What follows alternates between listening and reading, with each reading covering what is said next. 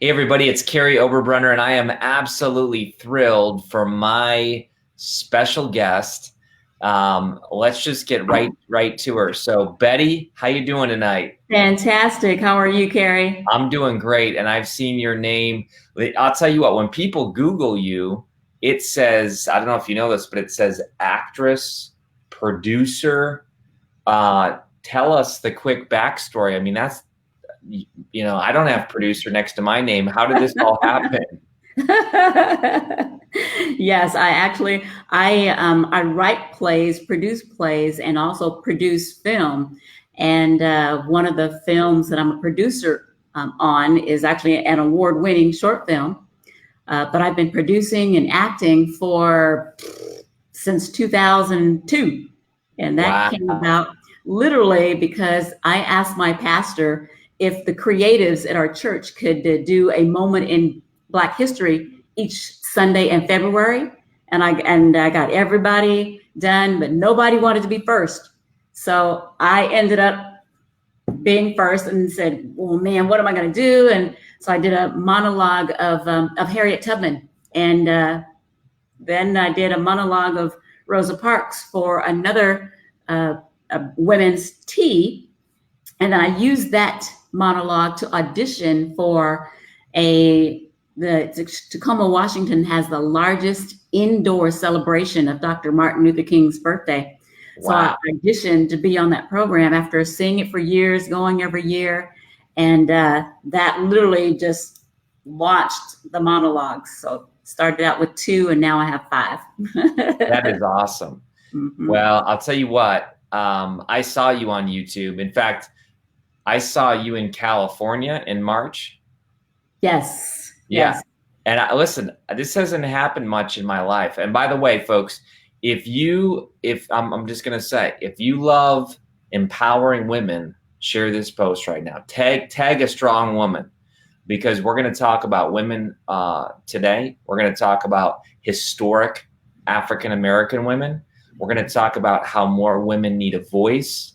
And April, I know you're a big fan of this topic. So folks, we're just going to ask you to share this. We're going to talk a lot about how women can be empowered tonight as well. Yes. But Betty, this has not happened often, but when we were sitting there at that wonderful restaurant, we had the Igniting Souls tribe gather. Yes. And I don't know, but I just felt this tug in my spirit that said, Betty, you need to bring her to the conference, and she needs to speak, and she needs to be on stage, and she needs to have a microphone. And then, I kind of thought that, but I had never heard you. So I thought, I better see if this is, of God. So I went on YouTube and saw it, but you had the audience like just crazy focused. And what do you feel when you're on stage? Literally, because by choice, the characters that I do are all women of faith. And so before going on stage, I'm praying. Before I do the presentation, I pray and I ask God, what is it that you want me to say to these people? Even though I'm going to be doing the history of that particular woman, well, her voice can come through God using me to use her voice to empower the people in the audience. And so literally, there have been times I do a lot of research, and each time I have a presentation, I start my research as if I've never done a presentation. Literally, I start in the library in the children's section to see what they're saying. And then I go online. If they have a biography, I read it.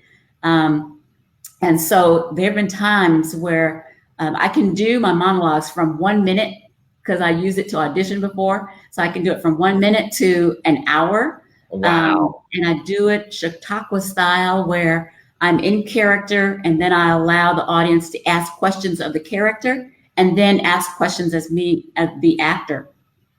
Wow. And so literally there have been times when it's like I feel the Holy Spirit just take over. And I answer, even though I do a lot of study, I write a monologue, I write the script, and I write it in an outline form so that I can mentally follow it. There have been times where I know I studied something, but I didn't put it in the outline. but it comes out, and I'm just like, later on, I'm like, whoa, where did that come where from? it came from? Yeah, I love it. What has been the response from the audience? In other words, have you seen people set free? Have you seen people move to tears? What has been the response throughout the years? I will say that last year I did my monologue of Mrs. Coretta Scott King in Pleasanton, California. Yep. There was a gentleman who had met Mrs. King one-on-one, and he was saying to me that he kind of blew off her speech and was just really kind of negative. But when he heard me talk and tell her backstory, and of course I'm doing it in person. Character, yeah. When he heard her story at the end, as I was greeting people in the lobby, he came up to me with tears and said, and talked about how he had treated Mrs. King, and he apologized to me as because he hadn't had an opportunity to apologize to her. And it was almost like a healing. Yeah, it was like a healing experience for him. Yes, absolutely. Wow. And I love it. Yeah. So we invited you, maybe we reveal tonight the character that you're going to be, but you and I chatted and we talked about Harriet Tubman. Correct. Yeah. I know why I chose that, but why did you choose that? Oh man, she is fabulous because the theme of the conference is your next best step. That's right. So with Harriet Tubman, first of all, she had to get free first. So before you can free anybody else from slavery, that slavery could be your job, That's right. Your job to dream about. Whatever your slavery is, whatever has you bound, you have to get free first. Ooh. So until you get free, you can't help anyone else. That is so true. That is so true. And I love this quote by Harriet Tubman. At least I've found it and read it over the years. Mm-hmm. And it says something like, although I set thousands of slaves free, I could have set tens of thousands more if only they had known they were slaves. Yeah. Something like that. Yes. Yeah. So have you heard that before? That speaks to one of the things, not to reveal everything I'll talk about at the conference, but one of those things is slavery is not just a physical thing. It's a mental state. Oh, wow. So I love it.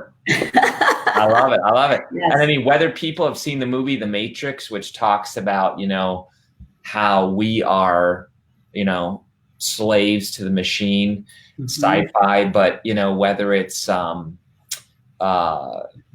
throughout history, certain people, certain genders, you name it, 86% of the population feels enslaved to their day job.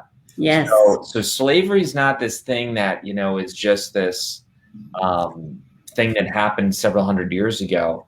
There are people today that are human trafficked. There are people today that are, enslaved by fear. Yes. So I love the theme that you're going to be talking about at the conference. Now this is interesting because a lot of the speakers we ask have never seen the Ignited Souls Conference. And so, Kary Wilkerson, who's coming, mm-hmm. Dave Chesson, Kary, a lot of these people, Dan Miller last year had never come, Rachel Peterson, but you're coming as an alumnus. So tell us when Betty came to the Igniting Souls Conference. Now, how many times have you come? This will be my third year. Third year. Yes. Has it been consecutive? Yes. Wow. So tell us 3 years ago when you walked in, where you were as a person, what the conference meant to you. Let's trace a little bit of your journey. Sure. The first year I came, I had signed up for Author Academy Elite, but I was using the payment plan, so I didn't have my ticket available. Okay. And as I read through the comments, I just really began to feel like I needed to get to the conference. So I went ahead and just paid my way that first year. I'm so glad I did, because while in the conference, Business Academy Elite was introduced for the first time. I called my son and I said, hey, I need to borrow $500 right now. Yeah. I said, I'll pay you back when I get home from the conference. But right now, I need to join this Business Academy Elite, because I told him, I said, I've been to a lot of conferences in my life, but this has been the best business conference I've ever been to. And literally in the airport on my way home, I implemented signing up for some affiliate programs. And literally just from the moment I got to the conference, I was on fire. Wow. It was setting fire to your business and brand. I believe that was the theme of that first year. Yeah. And so literally I have been on fire ever since. And we get hacked during the during the process. And so, but one of the things that Harriet Tubman says, one of her comments is, don't ever stop. If you want to be free, keep going. And so literally that's what I can take away. Don't ever stop. And then the second year, last year, I didn't stay at the conference hotel, but still every aspect of the conference, the Spark Day, if you're not a VIP, sign up for VIP, because that Spark Day is priceless. That Spark Day will, is the great value for the conference. So, and now I'm looking forward to this year. And I have to say, last year, we had the breakout sessions I think it was your session, and we had to go to different people and tell them what it is. And so I told people that I wanted to use my monologues to become, I said, an millionaire amount. Yeah. Millionaire, billionaire, something. Yeah. And I said, because I believe I can use these monologues to really empower people, empower women, and impact the kingdom of God, but I need to have the money to do it. And so then to be coming back this year and presenting my monologue of Harriet Tubman, it's priceless. It's priceless. Yeah, I mean, now God. So I can't take any credit. I was sitting in California, but let's talk about that, because I put a word out that said I'm coming to California on family vacation. And the last night, I got permission from my wife to sneak away, because it's Pacific time and the kids were already tired. So I went to dinner with you guys, but you had to say yes. I mean, all along the way in your journey, well, a lot of times we blame God. I've seen this happen, God, I've been praying, but you're not answering. God, you're not opening doors, and we kind of blame God, but you got to walk through the door. Exactly. You know what I'm saying? So you, just like you said with Business Academy Elite, calling your son and asking for the $500, like all along the way, you've had to walk through the doors. Yes.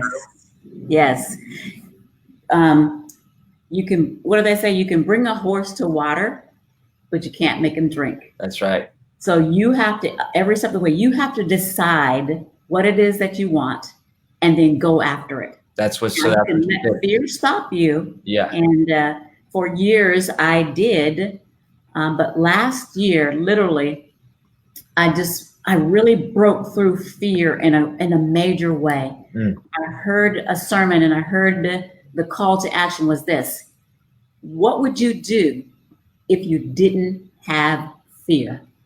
Ooh, listen to that, folks. What would you do if you didn't have fear? So I implemented that. I went to a women's conference and we had these t-shirts, and everybody has this, t-shirt. I said, you know what? I don't want my t-shirt to look like anybody else's t-shirt. I called the front desk of the hotel room. Yeah. I asked for some scissors. I went on to YouTube and I wanted to have some fringes on my t-shirt. So I found a YouTube video that allowed me to, have fringes on my t-shirt, and it was looking good. Wow. had some folks say, what, you know, I was able to share with this woman, what would you do if you didn't have fear? What would you say? Who would you be? Yeah.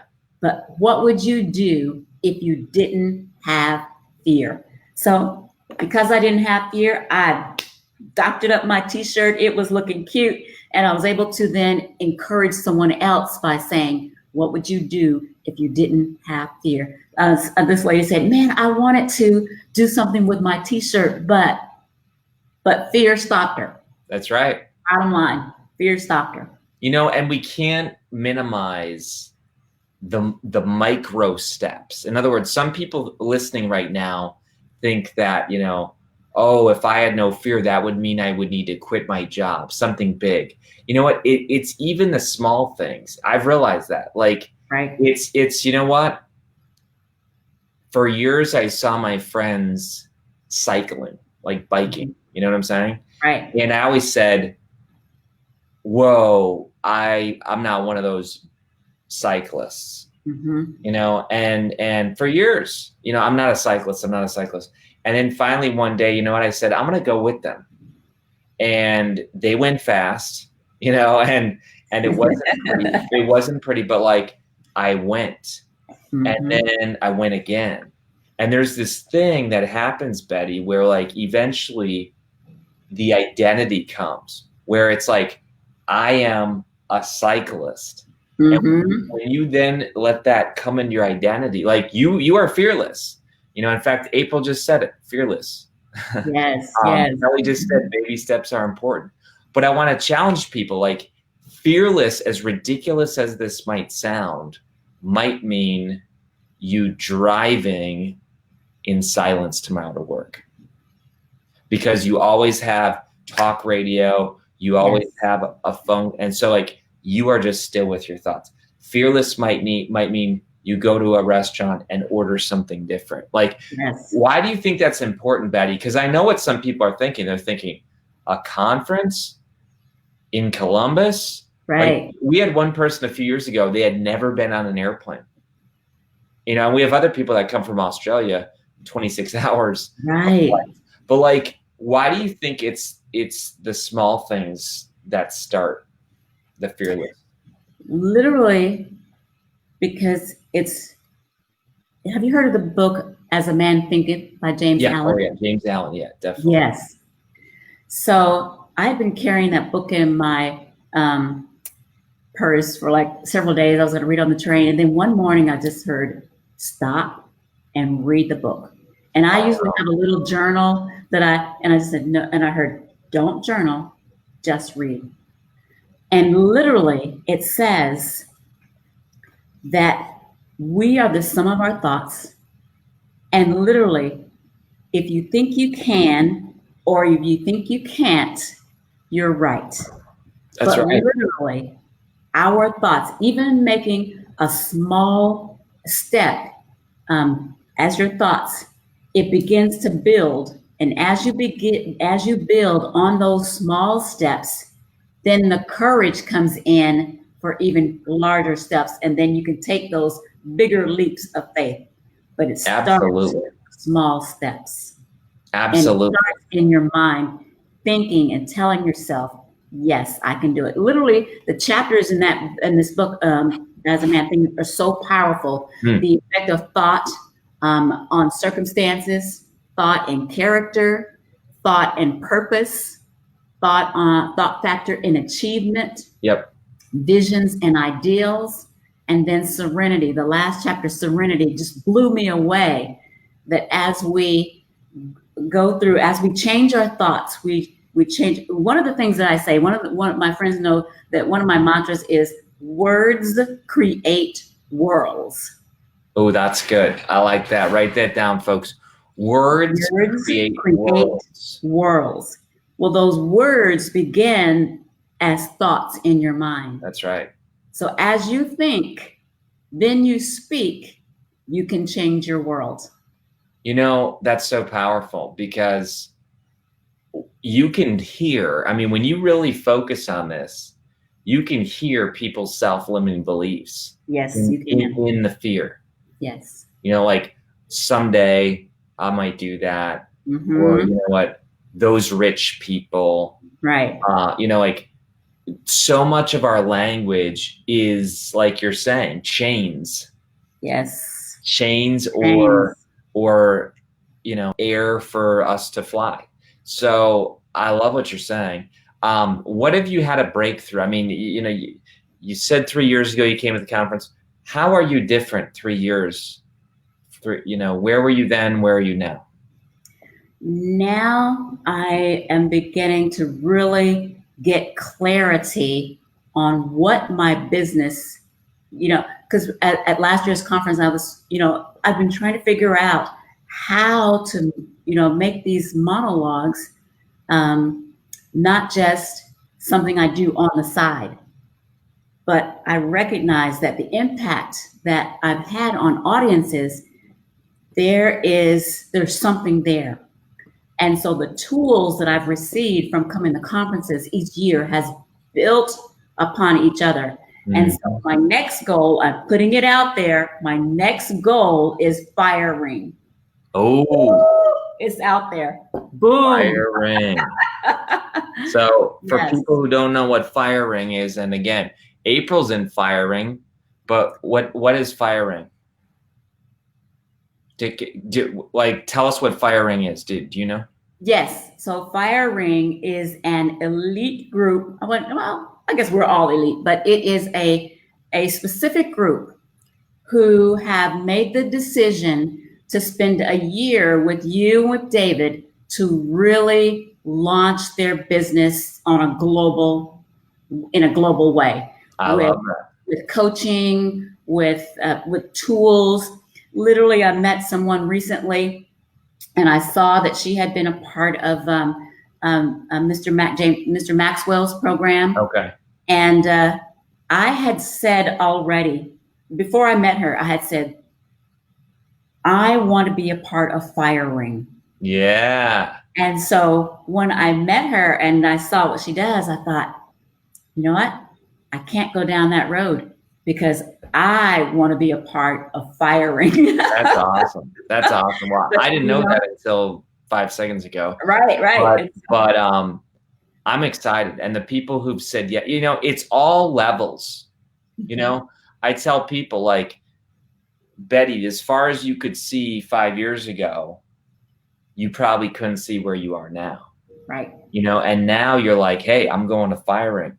And just this week I signed, a contract with a big person that I couldn't even see that 5 years ago. So it's always about growth, but so many people aren't even willing to get off the couch of Right. life. Like they look at Instagram, they look at the news, they say, I want to be one of those people. In fact, I hope this person isn't watching, but I'm not going to say their name. But I know somebody who wants life change, has applied for Author Academy Elite, says to us, this is my next step. This is her next step. But she's scared. And I'm thinking you know what? You saw it probably in the tribe today. I don't know if you saw this yet, but we just gave someone a contract for their book in Chinese. I saw that. Yeah. So Yes. her book came out 7 weeks ago, and she's already been offered money that will pay for Author Academy Elite. Yes. But in Turkish and now Chinese. Mm-hmm. And what I'm saying is she had to get off the couch of life. Yes, that's right. I would like to share so for years, I went to the annual Martin Luther King Jr. presentation at the Tacoma Dome Convention Center for years. And one day I said, man, I would really like to be up there. But I wasn't doing my monologues at the time. I wasn't even doing poetry. And after I did the Harriet Tubman monologue, and after I did the Rosa Parks monologue, I ended up in a room where the people who were in charge of the program were there. So I learned about how to audition. So had I not auditioned, I would have never made it onto that stage. Now, when I got there and I looked around the room, I wanted to throw up. I was like, what was I thinking? But I walked the room and prayed. I said, Lord, you made this happen for me. So now, thank you. You know, I had to audition. I had to say yes.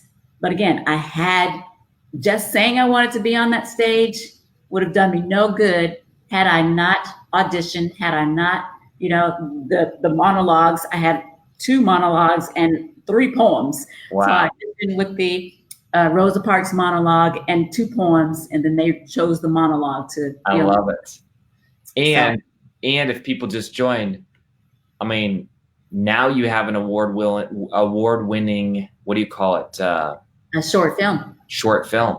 Mm-hmm. So I tell people all the time, when you prepare for the moment is prepared for you. Yes. And so you cannot wait for the spotlight, for the call. You have to prepare for it. Right. And by you preparing for it, you're telling God, you're telling the world, I'm ready. Yes. You know, and God's basically saying, you know, are you ready? And by you preparing in the dark, you're getting ready to stand in the light. Yes. So folks, I'll tell you what, I'm thrilled. I'm so excited that we've never had spoken word at the conference in this way. I think it's going to be empowering. I think we strategically positioned you at a point in the conference where, you know, we're ready for you to bring it. So cannot wait. And folks, ignitingsoulsconference.com. I'm going to make this announcement tomorrow officially, but the team has told me we're down to 50 tickets. Woo! In other words, like, we are currently more attendees now in June than we were all conference last October. Wow. Talked with the hotel. We've talked about reconfiguring the room. And so we are now in this point where it's like, folks, we sold out last year. If you want to be there right now, it's the $350 off the VIP ticket. And we're kind of in this early bird thing until July 17th, if we have tickets left. Right. So go there now. And Betty, thanks for being with us today. You're welcome. I know you have a Facebook page. Yes. Where can people find out more about you? Yes, my Facebook page is Betty Jewel Slater, but my newly revamped website is bettyjewelslater.com. Well, I was wondering, because I tried finding you on the website. How new is that? Like, last revision was yesterday or today. bettyjewelslater.com. And how do you spell it? B-E-T-T-Y. B-E-T-T-Y. Yep. J-E-W, Betty J. Slater, bettyjewelslater.com. B-E-T-T-Y-J-E-W-E-L. And then S-L-A-T-E-R.com. Yes. Cool. And folks, check it out. And whether it's live now or whether it's going to be live, grab it. Okay. Yes. So we'll see more and more about her. She's emerging into big time stuff. Yes. Okay.